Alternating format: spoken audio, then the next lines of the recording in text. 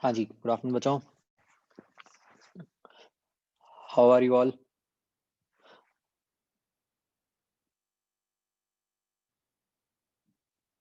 हमारी इस साल की पहली क्लास है।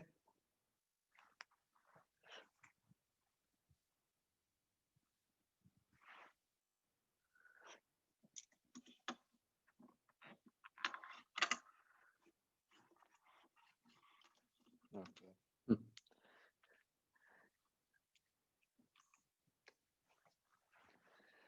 अच्छा।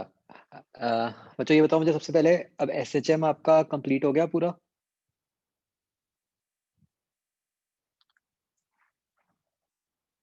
ठीक है। एक्सरसाइज 3 भी हो गई उसकी?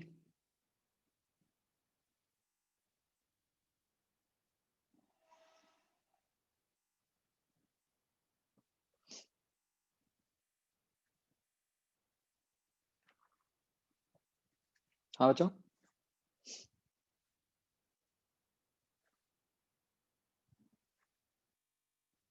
ठीक है।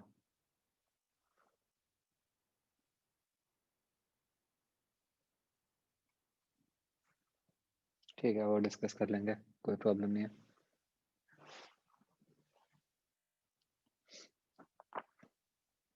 ओके। तो बच्चों जैसे अब अपना क्या है कि एक चैप्टर रह गया वेव्स। ठीक है। तो अब अपना प्लान ये है कि हम राइट नाउ मतलब हम 11th की रिवीजन स्टार्ट करेंगे। ठीक है। और वेव्स चैप्टर थोड़ा सा बाद में करेंगे। ठीक है। तो बेसिकली आप ये कह लो कि आइडियली ऐसा होता कि पहले वेव्स चैप्टर होता, हम फिर रिवीजन करते। तो बस एक थोड़ा सा हम ये चेंज कर रहे हैं कि पहले हम रिवीजन कर रहे हैं सारे चैप्टर्स की। ठीक है। तो अब बच्चों मेरी बात बहुत ध्यान से समझना आप। ये मैं अभी आपको दिखाऊंगा, मतलब मैंने जो आपका रिवीजन प्लान बनाया है, मतलब बहुत ही कॉम्प्रिहेंसिव प्लान है। एंड अगर आपने इसको रिलीजियसली फॉलो कर लिया, ये जो आपका रिवीजन प्लान है, ठीक है, मतलब आपकी 11th पूरी की पूरी मतलब सुपर डुपर स्ट्रांग हो जाएगी। मतलब वेरी वेरी फ्रैंकली आपको एक बहुत क्लियर कट एज मिल जाएगा सबके ऊपर 11th के सिलेबस पे, अगर हमने ये कर लिया जो मतलब मैं आपसे अभी शेयर करने वाला हूँ। ठीक है। तो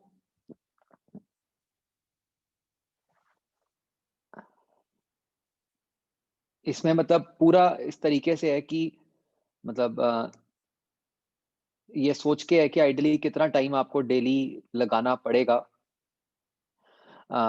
मतलब और उसके हिसाब से ही आप इसको कंप्लीट कर पाओगे। तो ये मतलब सबने एक पक्का पूरा टारगेट रखना है कि ये कर लो, मतलब दिस इज, आप मान लो कि योर लास्ट चांस कि जो भी आपने ये पूरे साल में पाप किए हुए हैं उनको ठीक करने का। ठीक है।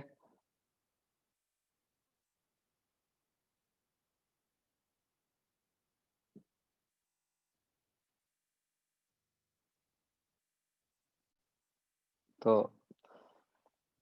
ये देखो बच्चों प्लान आपका।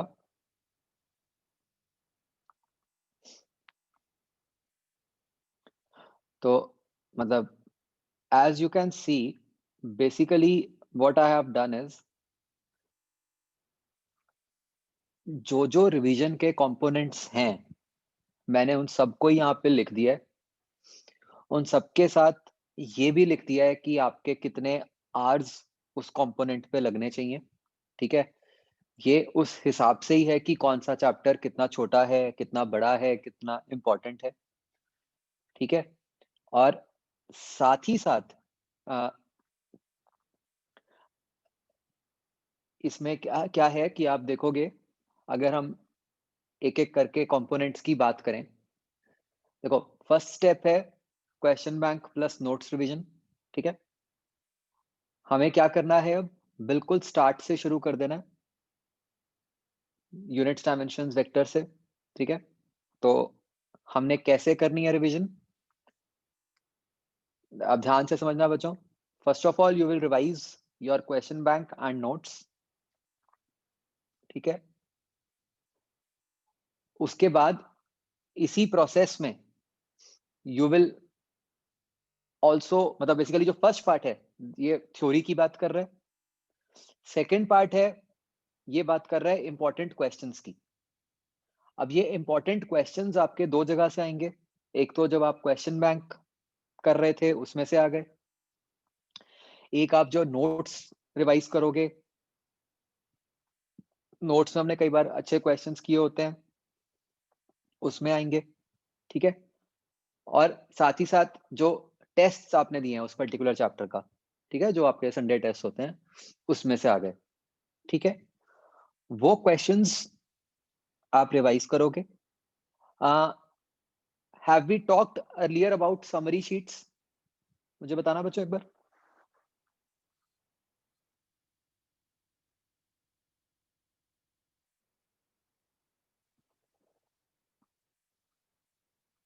नो, ठीक है। तो अब बच्चों समझो क्या होता है। देखो बच्चों, व्हाट हैपेंस इज, अभी तक आपने जैसे जितनी तैयारी की, होता क्या है कि आपका एक चैप्टर है, उस एक चैप्टर का आपने टेस्ट दे दिया। मतलब इनफैक्ट बहुत बार तो ऐसा होता है कि आपके टेस्ट में एक चैप्टर भी पूरा नहीं होता, है ना? Except for the major tests. जो टेस्ट होता है मतलब वो आधे चैप्टर का टाइप्स का होता है हमेशा। So now what happens is, जैसे जैसे आप क्लास 12th में जाओगे, ठीक है, क्लास 12th में भी स्टार्टिंग में तो ऐसे ही चलेंगे, धीरे धीरे टेस्ट चलेंगे। लेकिन जब 12th खत्म हो जाती है, राइट, जब अपनी कह लो कि मतलब हम फाइनल प्रिपरेशन में जाते हैं, फाइनल लैब में हम जाते हैं, तो अब ग्रेजुअली आपका सिलेबस बढ़ता जाएगा। चार चार चैप्टर्स के टेस्ट शुरू हुए, छह छह चैप्टर्स के टेस्ट शुरू हुए, और फिर करते करते फुल सिलेबस टेस्ट शुरू हो गए, राइट? तो ये चीज आपने जब आपके मेजर टेस्ट होते हैं उसमें भी फील की होगी बच्चों। मुझे बताना ऑनेस्टली, क्या मेजर टेस्ट से पहले आपको इतना टाइम मिलता है कि आप अपने मतलब जो भी चैप्टर्स आ रहे हैं उसके सारे नोट्स रिवाइज कर लो, उसके सारे क्वेश्चंस रिवाइज कर लो,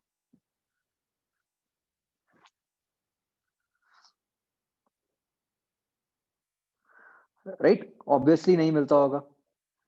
एंड जब मैं उसमें आपको कह दूंगा कि चल अभी तो मेजर टेस्ट में भी दो या तीन चैप्टर ही होते हैं, अगर मैं उसको कह दूं कि यार 10 चैप्टर हो गए, 20 चैप्टर हो गए, तब तो ऑब्वियसली कोई टाइम नहीं मिलता, राइट? मिलेगा आपको। तो बच्चों क्या होता है, now listen to this very carefully. बाद में जाके, मतलब अगर हम कहें कि अक्टूबर ऑनवर्ड्स, जैसे आपका अक्टूबर एंड तक सिलेबस खत्म हो जाता है, ठीक है, उसके बाद जब हमारी रिवीजन शुरू होगी, ठीक है, तो तब आपको इतना टाइम नहीं मिलेगा उसके बाद से कभी भी कि आप अपने पुराने चैप्टर्स के पूरे नोट्स रिवाइज कर सको, ठीक है? अब जब हम पूरे नोट्स रिवाइज नहीं कर सकते तो हमें क्या चाहिए होगा? हमें चाहिए होगा समरी शीट। तो समरी शीट का मतलब क्या है कि समरी शीट में हमने हर चैप्टर से रिलेटेड जो की कंसेप्ट्स हैं, ठीक है, उनको नोट डाउन करना है। Now what do I mean by की कंसेप्ट? की कंसेप्ट इज समथिंग जो आपको आपके टीचर ने बोला है कि इंपॉर्टेंट है, ठीक है, या जहां पे आपको लगता है कि आप गलती कर सकते हो, ठीक है?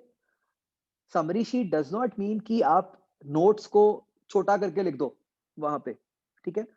समरी शीट्स मीन कि आपने अपने एग्जिस्टिंग नोट्स में से वो चीजें एक्सट्रैक्ट की जहां पे जो सबसे इंपॉर्टेंट है और जहां पे आपका गलती होने का सबसे ज्यादा चांस है। मतलब अगर बच्चों मैं आपको एक एग्जांपल दूं, लेट अस से हम काइनेमैटिक्स 1 की समरी शीट बना रहे हैं, ठीक है? काइनेमैटिक्स 1 की समरी शीट में हम ये नहीं लिखेंगे कि इक्वेशंस ऑफ मोशन लिख दी हमने तीन, या डिस्प्लेसमेंट इन nth सेकंड लिख दिया। क्यों? वो तो हमें हमेशा ही याद रहेगा। सही कह रहा हूं मैं, या वो भी भूल सकते हैं हम?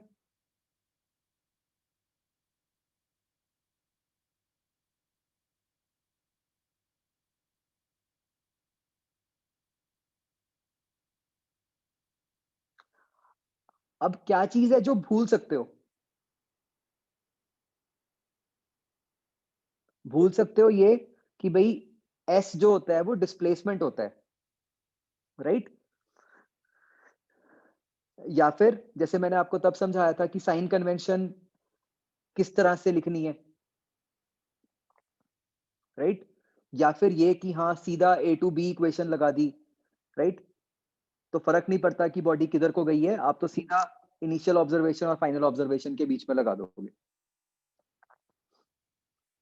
राइट? तो डिफरेंस समझ रहे हो ना आप?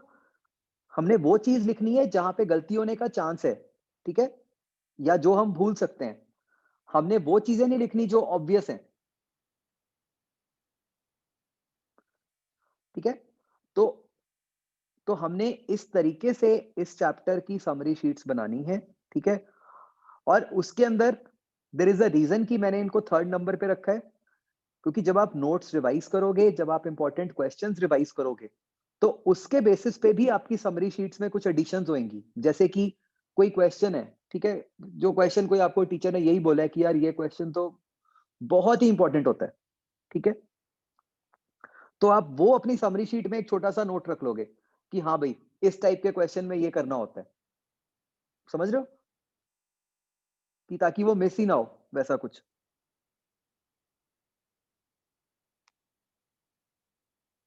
जैसे मैंने ग्रेविटेशन में आपको कहते हैं कि हाँ जी ग्राफ है या कुछ भी है, हर चैप्टर में कुछ ना कुछ ऐसा होता ही है ना, कुछ क्वेश्चंस में जिनमें कहा जाता है कि यार ये क्वेश्चंस तो बहुत ही इंपॉर्टेंट है।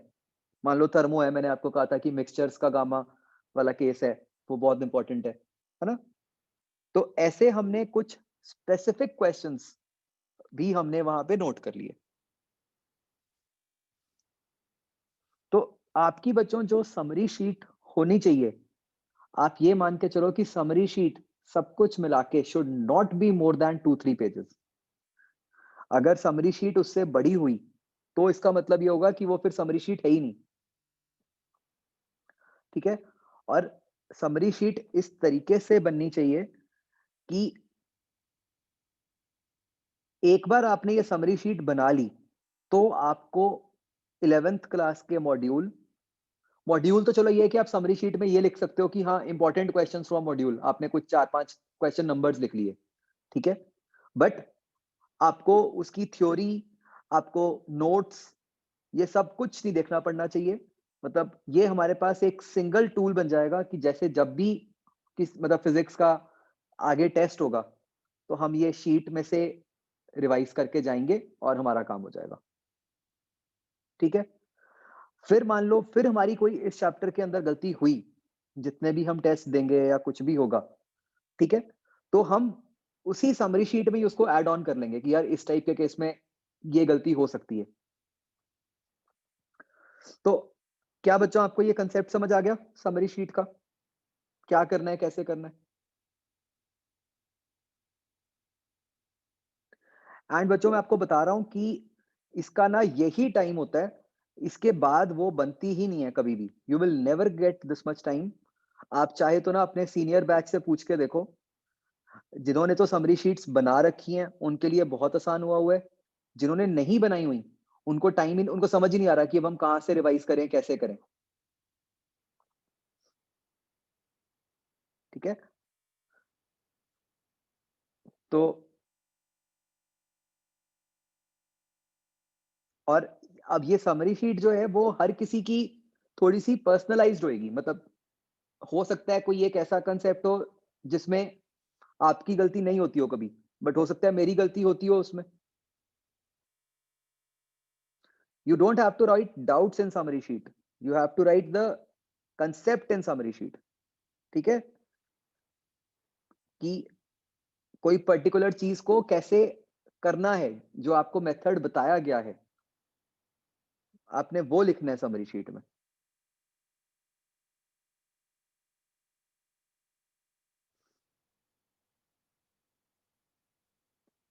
ठीक है? तो आपने हर चैप्टर का देखो, अब जो सीक्वेंस है, question bank plus notes revision, फिर इंपॉर्टेंट क्वेश्चंस, फिर उसकी समरी शीट बनानी है, ठीक है? फिर बच्चों आपको हर चैप्टर की एक असाइनमेंट मिलेगी, ठीक है? वो असाइनमेंट आपने करनी है। ऑलराइट? तो आप देख सकते हो कि मैंने क्या किया है, हर चीज़ के आवर्स लिख दिए हैं, ठीक है? तो जो चैप्टर बड़ा है, उसके ज़्यादा आवर्स लिख दिए हैं, जो चैप्टर छोटा है, उसके कम आवर्स लिख दिए हैं। इस तरीके से इसको बाइफरकेट किया है, ठीक है? तो जैसे अगर सॉलिड्स एंड फ्लूइड्स बड़ा है, तो उसके 13 आवर्स हैं। ये छोटे-छोटे चैप्टर्स हैं, यूनिट्स, वेक्टर्स, तो आप देख सकते हो इसके 5 आवर्स, 4 आवर्स, इस तरीके से हैं। ठीक है जी? तो आपको बच्चों अब असाइनमेंट मिलेगी, फिर क्या होगा, जो क्लास होएगी, क्लास के अंदर जैसे मान लो जो मैंने सबसे पहले लिखा है ना? ये 2 चैप्टर्स लिख दिए आपके, यूनिट्स, डायमेंशंस और वेक्टर्स। तो उसके कोई भी डाउट्स, ठीक है? जो आपके पुराने हों, वो वाले, जो आपको असाइनमेंट मिली, वो असाइनमेंट के डाउट्स डिस्कस होंगे, ठीक है? फिर इन 2 चैप्टर्स का टेस्ट होगा। तो जैसे जब यूनिट्स, एरर्स और वेक्टर्स का आपने सारा कुछ कर लिया, इसके डाउट्स डिस्कस हो गए, फिर इन 2 चैप्टर्स का एक क्लास टेस्ट होगा। अंडरस्टूड? ऐसे ही आगे हुआ काइनेमैटिक्स 1, काइनेमैटिक्स 2, ठीक है? फिर इन 2 चैप्टर्स का बच्चों एक क्लास टेस्ट होगा, और जो रिवीजन टेस्ट 1 लिखा हुआ है, उसमें क्या आएगा बताओ?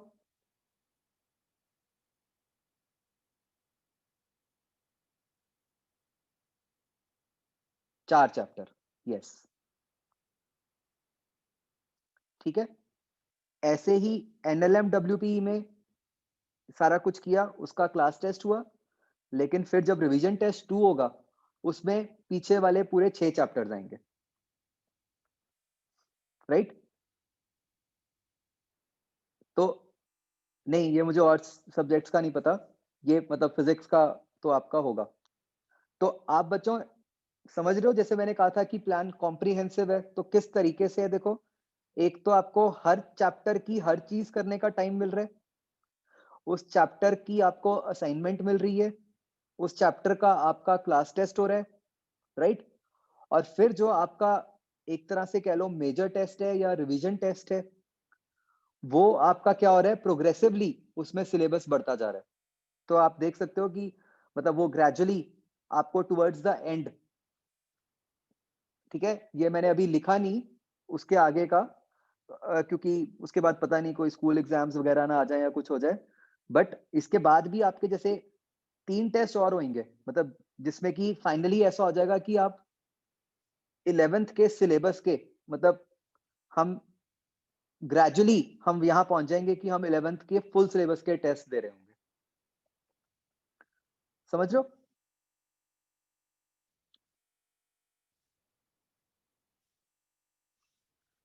तो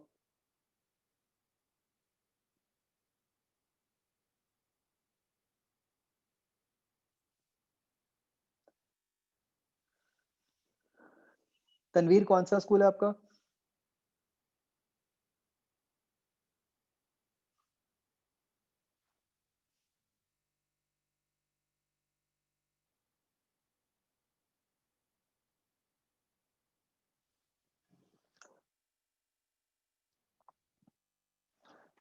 तो अगर किसी के अब ज्यादा जल्दी स्कूल एग्जाम्स आए, तो आपको मतलब ये करना पड़ेगा कि मतलब फिर उतने पोर्शन को आप अपना बाद में कंटिन्यू करो, ठीक है? बट आई स्ट्रांगली वांट कि आप इस प्लान को बहुत ही रिलीजियसली फॉलो करो। मुझे समझ आ रहा है आपको? सबको क्लियर हो गया कैसे काम चलेगा? और ठीक लग रहा है प्लान सबको?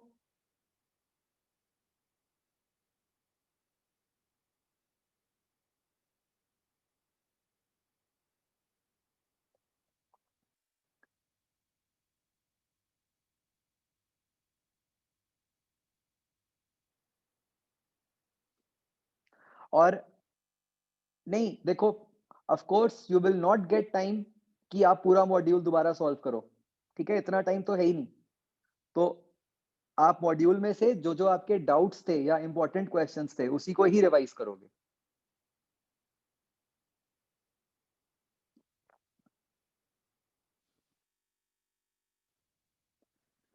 ठीक है जी? अब बच्चों इस प्लान की एक असम्पशन है एंड आई बिलीव कि वो एक बड़ी रीज़नेबल असम्पशन है कि आपको डेली 2.5 घंटे फिज़िक्स पे लगाने होंगे, ठीक है? और इसमें आपको एक्स्ट्रा एडवांटेज ये है कि अभी जैसे जो आपकी क्लासेस होएँगी वो कम होएँगी, ठीक है? क्लास तो आपकी सिर्फ मतलब तब होएगी जब जैसे एक पर्टिकुलर वो जो पोर्शन है वो हो गया तो उसकी डाउट क्लास है, ठीक है? तो जैसे फॉर एग्ज़ाम्पल अगर मैं इस वीक की बात करूँ, तो इस वीक में जो आपकी क्लास पता नहीं कल लिखी हुई है या वेडनेसडे लिखी हुई है वो नहीं होगी और थर्सडे को आपका ये मतलब पहले 2 चैप्टर्स का डाउट्स का सेशन होगा और फिर उस दिन उसका क्लास टेस्ट होगा, ठीक है? तो मेरे ख्याल से अगर क्लासेस भी कम है, तो 2.5 घंटे पर डे तो रीज़नेबल असम्पशन है,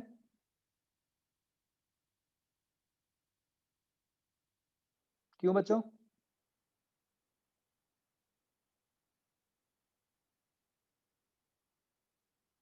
है ना? और और मैं आपको ये गारंटी दे रहा हूँ मतलब आपकी 11th बहुत ही स्ट्रॉन्ग हो जाएगी क्योंकि एक तो इसमें अपना सारा कुछ पिछला रिवाइज़ हो गया और हमने उसके बहुत सारे टेस्ट दे दिए। तो और क्या चाहिए हमें, है ना? मतलब और कुछ तो ज़रूरत ही नहीं है।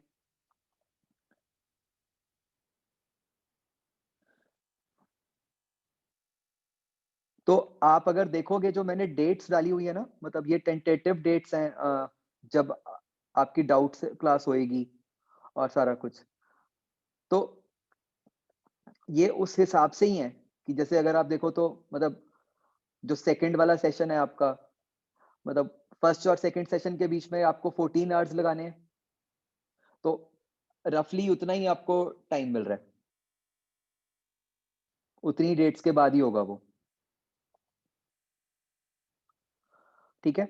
तो अब ये प्लान अगर आप पूरा मतलब बिल्कुल डेट बाय डेट फॉलो करोगे तो होगा, नहीं तो आपका बीच में सारा हौच-पौच हो जाएगा, आपको ऐसा लगेगा कभी कुछ हो गया, कभी कुछ हो गया। मतलब you have to be very religious कि मतलब अगर 21 को क्लास टेस्ट है, तो इसका मतलब ये है कि उससे पहले जो 2 चैप्टर्स थे, उसका सारा काम खत्म करना ही करना है।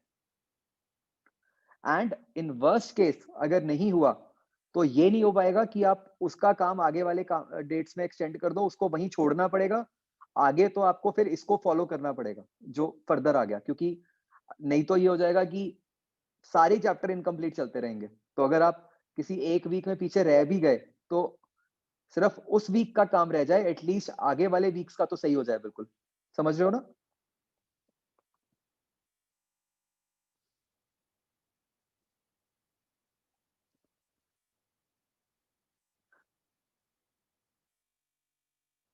और इसमें जो आपको असाइनमेंट और टेस्ट्स हैं, उनका लेवल बच्चों मिक्स्ड है।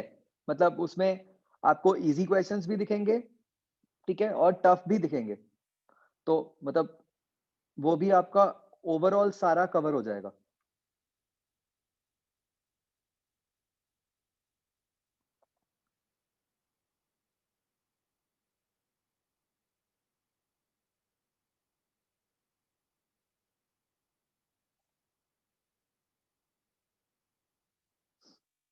ठीक है बच्चों? Any questions regarding this plan?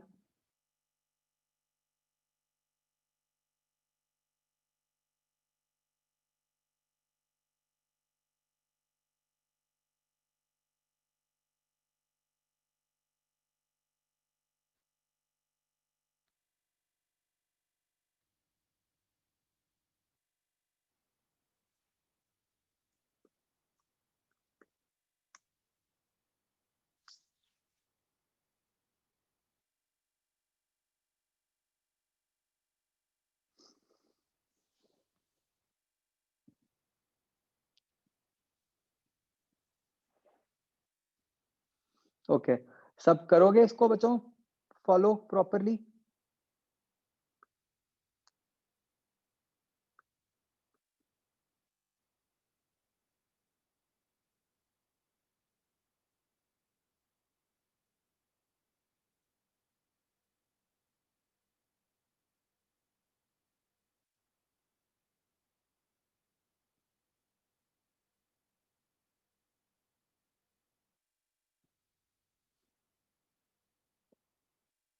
ठीक है।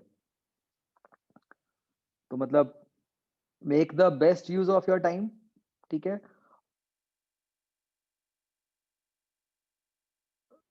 मैंने आपको मतलब आई थिंक बता दिया है कैसे क्लासेस होंगी, क्या होंगी। असाइनमेंट्स मैं आपको बता दूँगा, ठीक है? मतलब इनकी मतलब अपलोड तो होंगी, मैं हार्ड कॉपीज़ भी अवेलेबल करा दूँगा, तो जैसे आपको करना होगा कर लेना, ठीक है? उसके रिगार्डिंग मैं मैसेज कर दूँगा।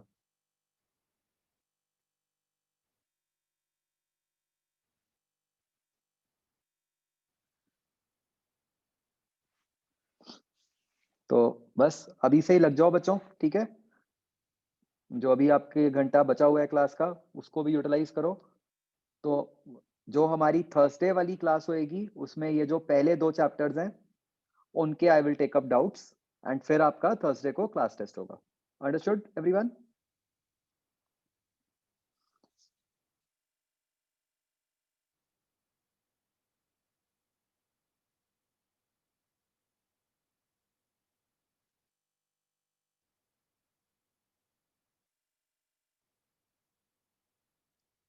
नहीं आशीष, वो मैं किसी और को लिख रहा था, गलती से तुम्हें लिख दिया। वो बेसिकली मेरे से आदित्य पूछ रहा था कि 12th कब से स्टार्ट होएगी? तो आपकी 12th बच्चों टेंटेटिवली मार्च एंड के आसपास से होएगी शुरू, आई बिलीव 20-25 मार्च के आसपास मेरे ख्याल से।